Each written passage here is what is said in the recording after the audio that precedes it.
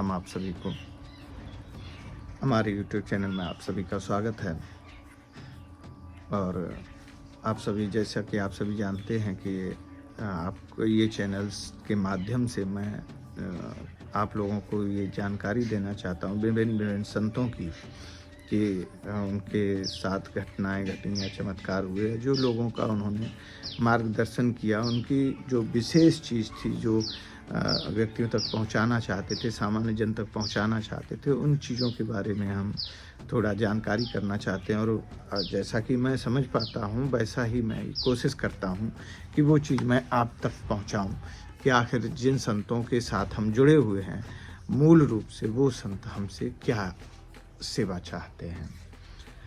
सभी संतों का एक ही उद्देश्य है कि हम जनमानस की सेवा कर सकें, हम अपने आप को ईश्वरीय गुणों से परिपक्व और भरपूर कर सकें, ताकि हम ईश्वर के बनाए हुए इस संसार में सिर्फ क्रिया करें, बाकी जो ईश्वर ने जिम्मेदारियां दी हैं उन्हें सिर्फ जिम्मेदारी समझकर निभाएं।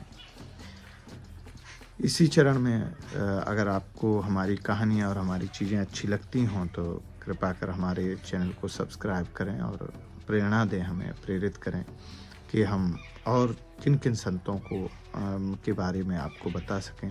साथ ही हम धीरे धीरे ये भी कोशिश करेंगे कि श्री महाराज जी से जुड़ी हुई आपको कुछ न कुछ चीज़ें भेंट करते रहें, और जो अच्छे श्रोता हैं, हमारे परमानेंट सुनते हैं, उन्हें हम कुछ न कुछ दे सकें, जिसमें कुछ भी आ सकता है। महाराज जी की फ़ोटो आ सकती है, बुक्स आ सकती हैं, वो जो भी लोग हमें एड्रेस देंगे हम उन तक पहुंचाएंगे।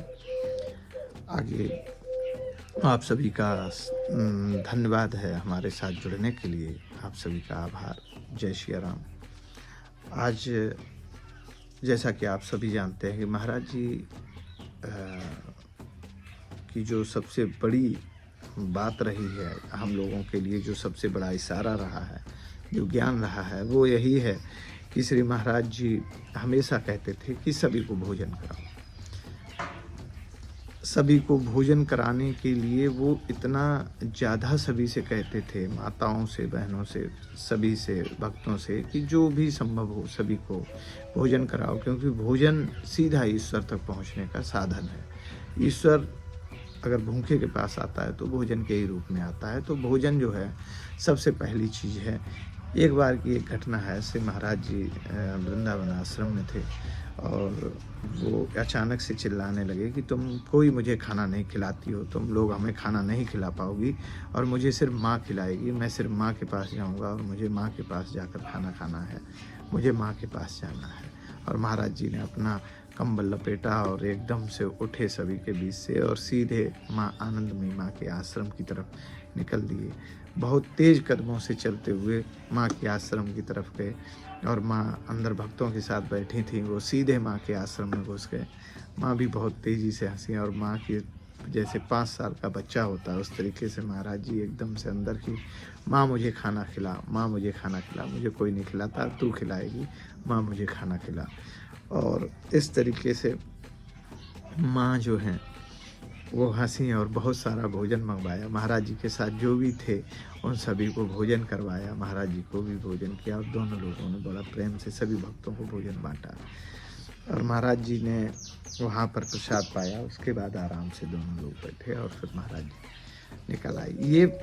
ये चीज़ है, ये बताती है कि महाराज जी भोजन के प्रति कितना सम्मानित तरीके से और कितना भोजन के प्रति जागरूक थे, कि लोगों को कोई भी, ये उदाहरण है कि माँ आनंदमयी जो थी वो महाराज जी या अन्य जो भी बीच में सिद्धों, जैसे हम एक गुरु को मानते हैं, दूसरे की तरफ आदर रहता है, एक तरफ झुकते हैं दूसरे की तरफ, ऐसा सिद्धों में ये नहीं होता है।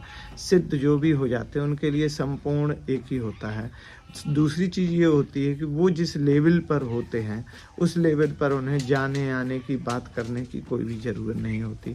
हम लोगों को लगता है कि एक गुरु दूसरे गुरु के पास नहीं जाता है, या ऐसा कई बार हुआ कि महावीर और भगवान बुद्ध जो थे वो एक ही सराय में ठहरे, लेकिन दोनों नहीं मिले, आपस में मिल ही नहीं पाए।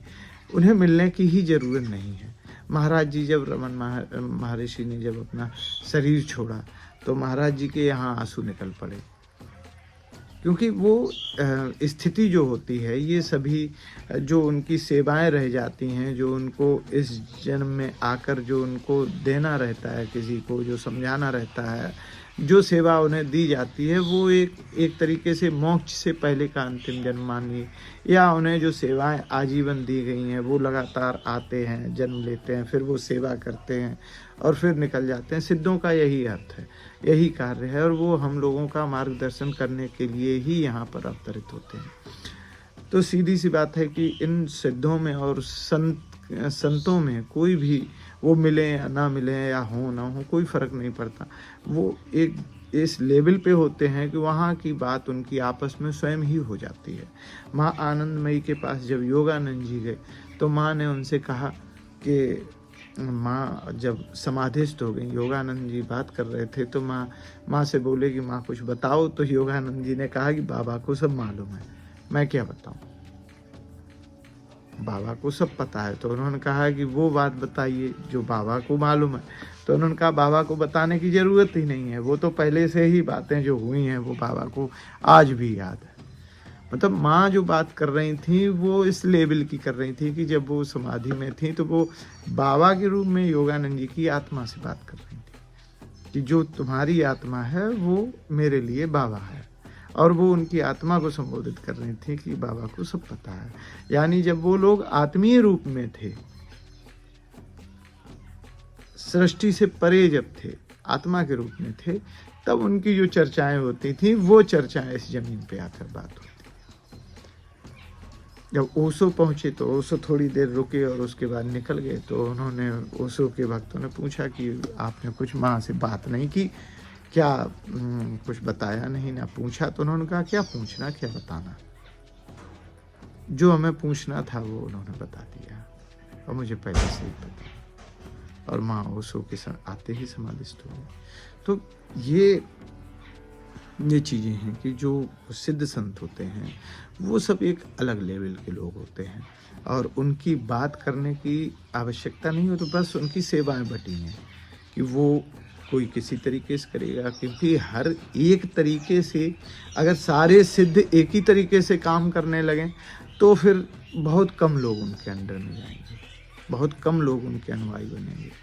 आधे से मतलब 80% दुनिया जो है वो उस सिद्ध के पास जाएगी नहीं, सिर्फ 20% जाएगी, क्योंकि उसका जो मत होगा वो एक ही जैसा होगा। लेकिन उन्हीं सिद्धों को 100 जगह बांट दो तो 100 जगह में 80% लोग चले जाएंगे, कुछ इसके पास, कुछ उसके पास, कुछ। तो अलग अलग सेवाएं, अलग अलग तरीका, अलग अलग चीज़ों में सारे लोग जुड़ जाते हैं, और उसके बाद जो उनका लक्ष्य बनता है वो एक ही होता है कि जीवन को सुख में बनाना, शांति में बनाना, विश्व को शांति का रूप देना और हमें मोक्ष प्राप्त करना। इसके अलावा कोई रूप ही नहीं। तो ये एक बहुत ही ईश्वर का कहना चाहिए कि, क्योंकि ईश्वर जो है वो, अगर एक आर्टिकल है जिसमें ये कहा जाता है कि अगर ईश्वर को जानना है तो गणित समझिए।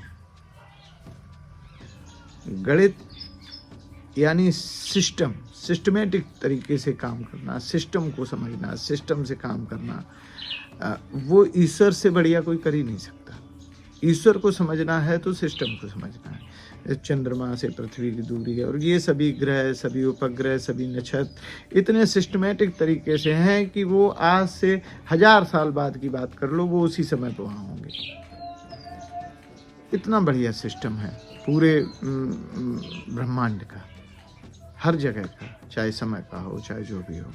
तो वो सभी चीज़ें सिस्टमेटिक हैं, और ईश्वर ने इतना बढ़िया सिस्टम बनाया है कि हमें किसी न किसी सिद्ध के पास जाकर सिर्फ उसकी चीज़ों को फॉलो करना है, और हम आसानी से वो चीज़ें प्राप्त कर सकते हैं जिनके लिए हम बहुत भयानक स्ट्रगल करते हैं।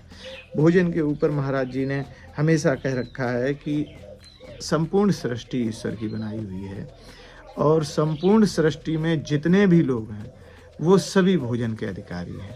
भले ही कोई डाकू है, चोर है, आपको खूब मालूम है कि वो डाकू है, चोर है, बेईमान है, लेकिन आपको उसको भी भोजन कराना है, क्योंकि भोजन का अधिकार सभी को है। ऐसे कई संत हुए हैं जिन्होंने सिर्फ भोजन कराकर अच्छे से अच्छे व्यक्ति को, बहुत बुरे से बुरे व्यक्ति को अच्छे से अच्छे व्यक्ति में परिवर्तित करा दिया। भोजन में वो क्षमता है, वो पावर है। लोग भोजन ना मिलने पर ही चोर हो जाते हैं, और भोजन दे दो तो वो आपके साथ ईमानदारी के साथ साथ में कंधा मिलाकर चलते हैं। आज के लिए बस इतना ही। आप सभी से प्रार्थना है कि अगर संभव हो तो हमारे चैनल को सब्सक्राइब करिए, कहानी को शेयर करिए। कुछ भी गलती होती है तो हमें क्षमा करिए, मैं इतने सिस्टम से काम नहीं कर पाता हूँ। आप सभी से धन्यवाद। राम राम। जय सिया राम। जय महाराज जी की जय गुरुदेव।